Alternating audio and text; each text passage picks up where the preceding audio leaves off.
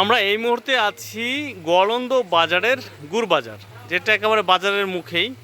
এই গুড় বাজারে একটা শেড করা হয়েছিল অনেক বছর আগে, যখন বিএনপি ক্ষমতায় আসলো 2001 সালে, তখনকার দিকে এই একটি শেড করা হয়েছিল পৌরসভা কর্তৃক।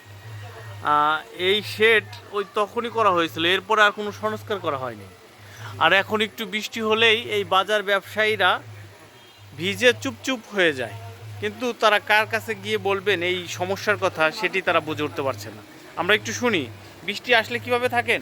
বৃষ্টি আসলে আমরা তাঁবু দিয়ে ঢাকে থাকি, আর বাতাস আসলে তো ওই তাঁবু টুবু দিয়ে ঢেকে আমরা থাকি।